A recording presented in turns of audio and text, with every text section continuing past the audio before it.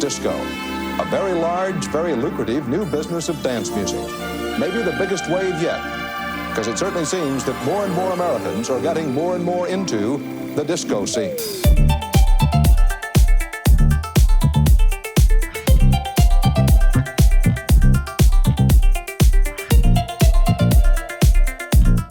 I always like the first song on my albums to almost be like a summary of what to expect over the course of the record. And there's a lot of spoken word on this album, and I came across this recording of this guy in the 70s talking about the discovery of disco, like a first-hand kind of news report on disco. And so, yeah, I made this song called The D Word, and really it's just a homage to what makes disco so great. The bass, the bongos, the guitars, the horns, the synths. And it's just taken influence from Chic and Sharon and Space, Giorgio Moroder. And so it's just this combination of all those influences in one song.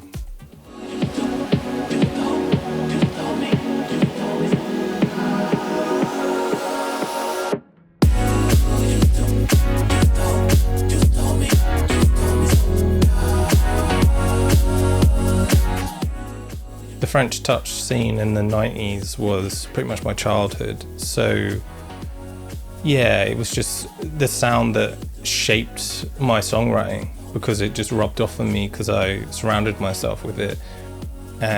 Those sort of specific sounds and the chords and the repetition, and I wanted to capture some of that magic that those classics had and try and bring like a new modern twist on it, but still being like super nostalgic in a weird kind of futuristic way, and hopefully it kind of stands its own next to those classic records.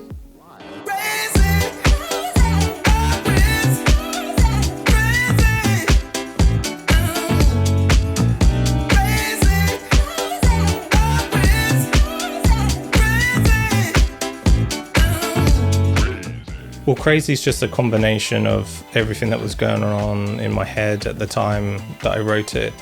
There was a near-death experience in my family, and I had to write something as escapism. It's just all that I knew how to do in that situation.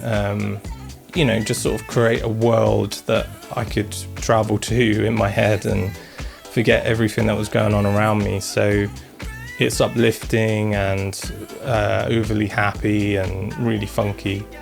And it kind of sounds a bit like a funkadelic record. But yeah, it's just, again, just so steeped in nostalgia and sort of weirdly comforting.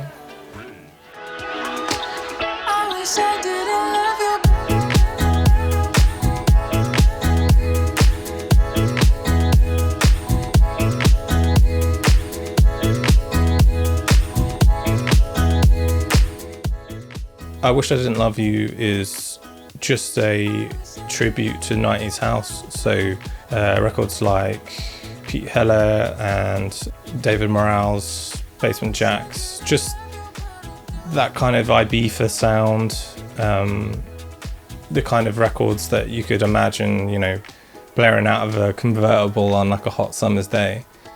And I just found that modern house is just so soulless, and everything these days is dark and cinematic, and I just wanted to write one of those records that's just really fun and makes you want to dance and kind of forget the world, so hopefully it does that.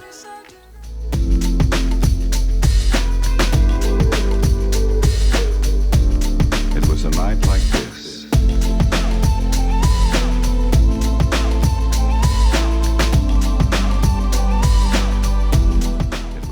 I love to capture like a feeling or a mood with a song, and I was digging for samples, and I found this tiny section of a record where the narrator says, "It was a night like this," and that just painted such a picture in my head so beautifully of a song. So I decided to kind of capture that and paint it through music. And really it's just a soft tribute to the UK's trip hop scene in the late 80s, early 90s. So think like Soul to Soul, Massive Attack, Primal Scream, Fool's Gold by the Stone Roses, that kind of thing. So hopefully that comes across.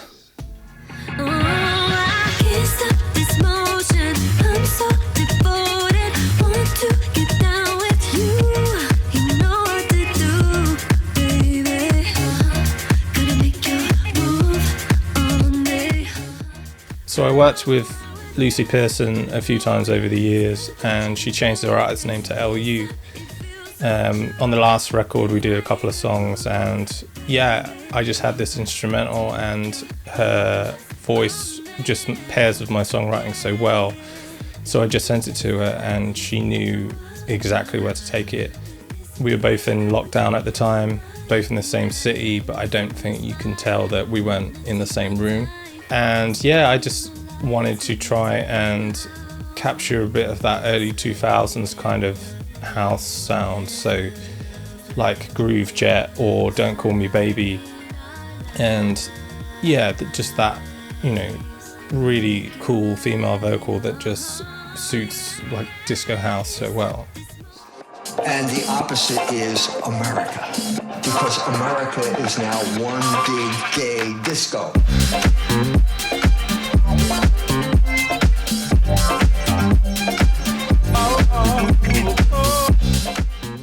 Well, I've always been fascinated with the origins of disco and house and the nightclubs, so Studio 54, The Loft, Paradise Garage.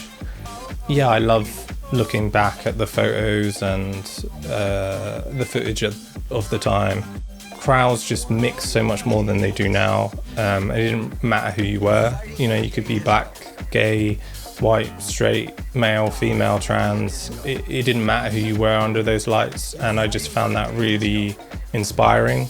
So with One Big Gay Disco, it was just almost like writing an anthem for that kind of movement, and like to remind like the LGBTQ community of, you know, you have this thing, you have this genre called disco and it's yours and you should be, you know, proud of it. I came across this recording of some hate speech. It really pissed me off and I decided to kind of cut it up and turn it into almost like a pep talk to kind of say, you know, we are One Big Gay Disco and that's something to be proud of, and we've come a long way since then, but at the same time we haven't. There's lots that still needs to be changed. So really it's just a reflection of that.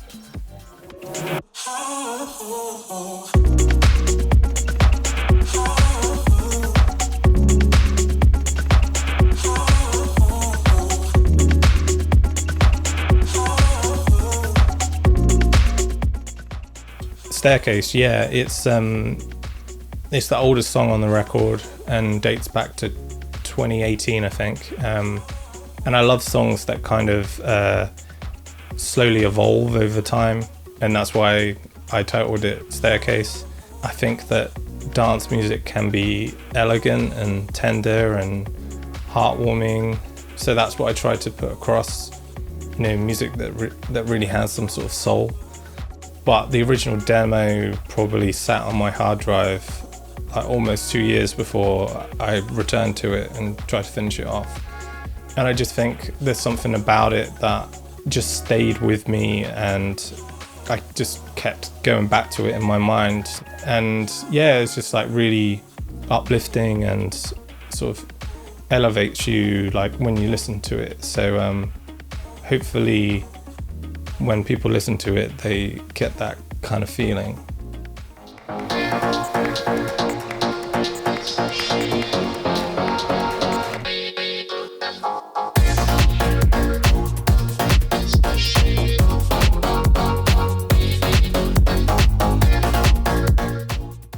Well, over the years, I've found more often than not that certain situations and surroundings really influence me in my songwriting, and seeing technology play such a bigger role in all of our lives over the last couple of years because of the pandemic, it really got me thinking about the darker side of technology. So I wanted to create a sound that kind of reflects that sense of danger and high energy and something really robotic. And I also love writing in faster tempos, and it's not something that I do often, but I sort of really adore the liveliness that it gives the song.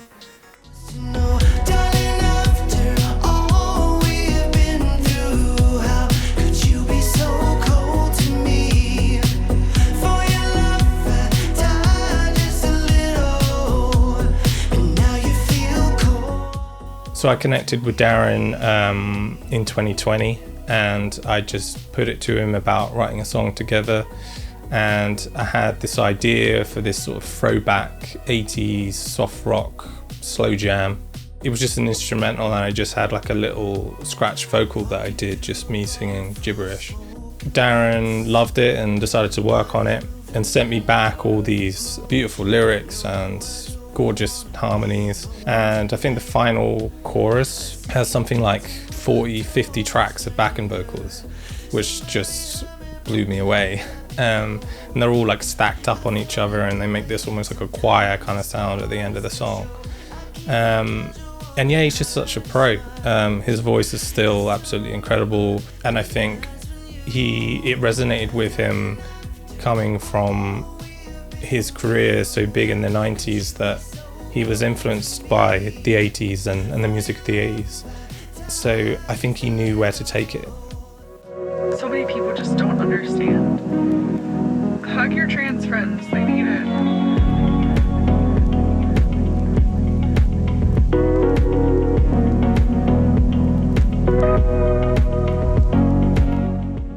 Well, gender dysphoria is something that I've always kind of struggled with most of my life, and I'm still trying to understand it about myself today. And I came across a recording of a trans woman talking about how it feels to have it, and it just connected with me so much. It's so hard to explain, but she just explained it so beautifully, and so I just had to write a song around her words. And it also feels good to raise a bit of awareness around it and shine a bit of spotlight on it. So yeah, it's quite a personal song, really.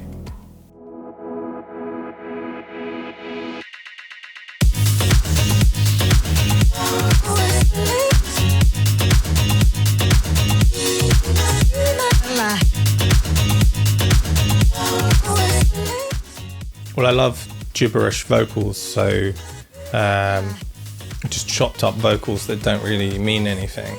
And jabber is just that, really.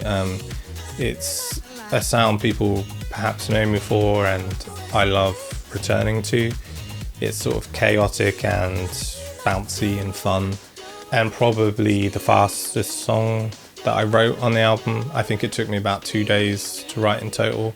It just sort of flowed out of me. And yeah, it's just one of those kind of high energy songs on the album.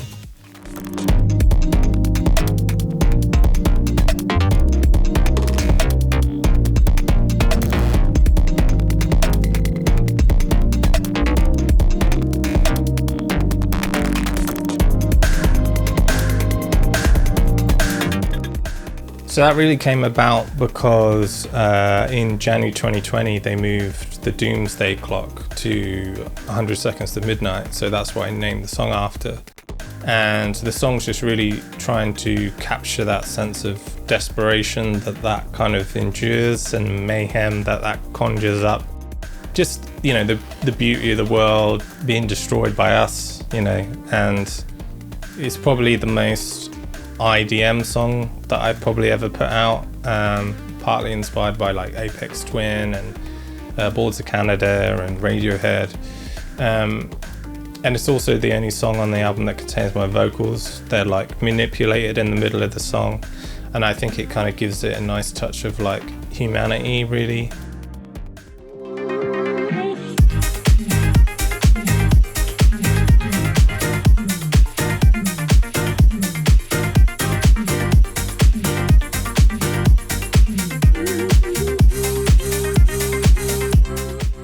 So it's a song that has lots of twists and turns, and it's all just built around like chopping up a micro sample.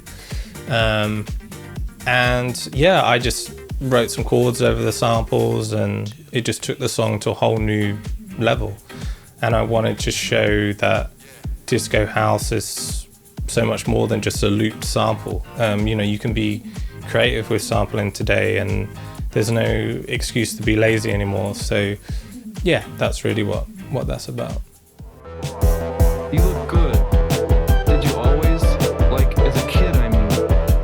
Show me a picture. Photograph. What kind of wallet do you have? Black one, smooth, lots of bills, MasterCard. So it's kind of the ugly duckling of the album. It kind of stands out like a sore thumb, and I think that's why I like it so much. It's really influenced by 70s krautrock, and the song is built around a single take that I did on my Korg MS-20 synthesizer, and I just hit record, and that's what you hear on the final song. It's completely an unedited take. I got my brother to play guitar on it, and then it started to sound a bit kind of Queens of the Stone Age. And yeah, originally it was a instrumental piece, and I just found a untitled piece of poetry from the 80s, and it just fit so well over the song, so I put it in. And yeah, just the end result kind of sounds like a psychedelic 70s band just having like a big jam. And there's a certain feeling.